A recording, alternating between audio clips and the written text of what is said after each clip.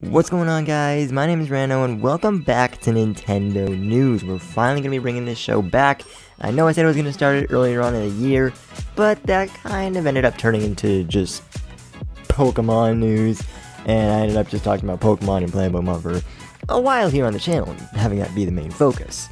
But I kind of want to bring back the idea of just general talking about Nintendo, because that was what got me really started here when I started getting back into YouTube again. That's what I started doing, and so I kind of want to go back to that a little bit, and I want to talk about some general Nintendo topics. Pokemon is going to be included in those, but we're going to be actually back to Nintendo news, not just Pokemon. Now, with that being said, let's get into our first topic, which actually involves a Mario Kart 8 Deluxe update on the Nintendo Switch. Nintendo recently updated Mario Kart 8 Deluxe to patch some bugs that were happening with online play. And now this isn't really a major update, it's just a simple bug fix that someone at the team must have caught on to, and, you know, they fixed that up real quick. But it's been raising some questions about if we're gonna see either new content for Mario Kart 8 Deluxe or potentially a new Mario Kart 9 at this year's E3. There's also been talks about a Nintendo Kart being in the works from leakers and rumors. So it's hard to say what exactly we're going to see this year at E3.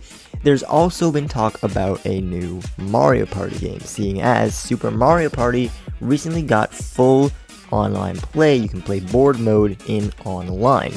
Now, what people are saying is this might have been just a quick update to kind of test the waters for what could be a new Mario Party game that has full online support out of the gate, that has full online compatibility. You can just play in board mode with your friends online, no matter what. People have been talking about if they're going to see a Super Mario Party 2 this year at E3, or something relating to Mario Party.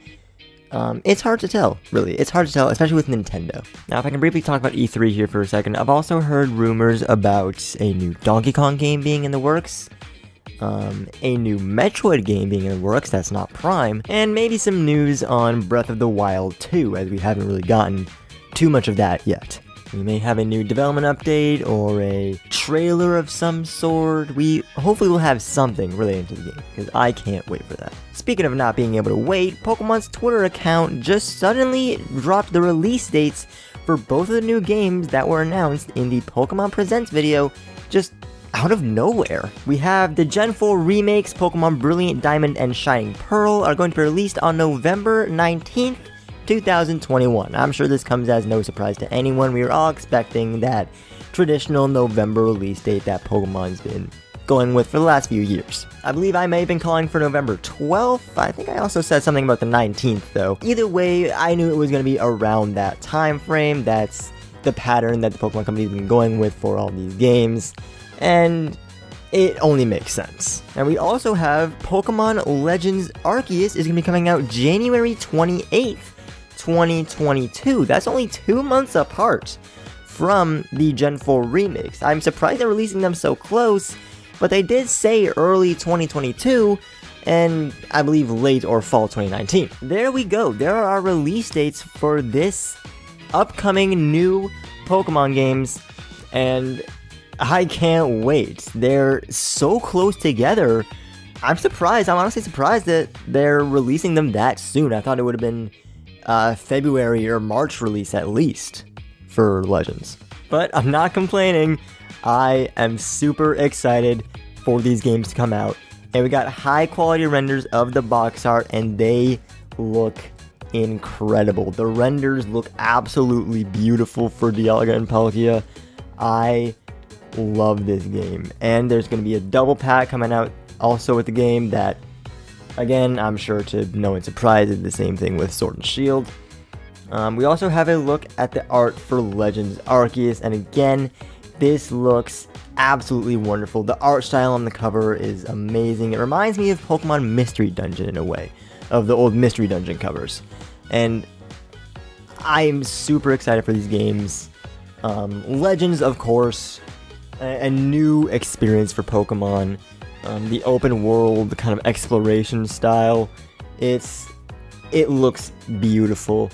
And of course, Diamond was my first Pokemon game, so I will be buying the Gen 4 remakes and likely playing those. If we're going to stay with Pokemon news for a minute here, there was recently a new subdomain found on the Pokemon website very briefly before it got taken down, and is relating to Pokemon Sleep. We heard about this in a press conference in 2019 alongside Detective Pikachu 2, Pokemon Quest coming to China, and I believe that was the same presentation that gave us Pokemon Smile and Cafe Mix.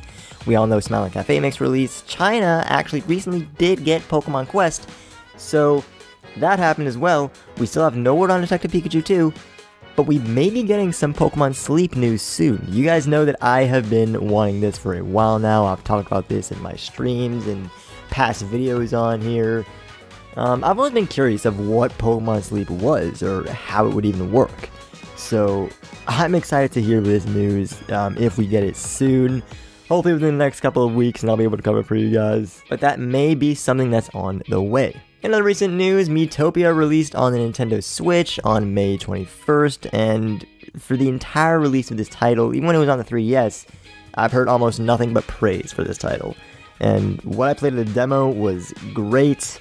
Hopefully I'll be able to get my hands on it soon, but that's out now. If you're interested in checking that out, a lot of you probably already have. And there's been a recent debacle regarding a amiibo with Skyward Sword HD.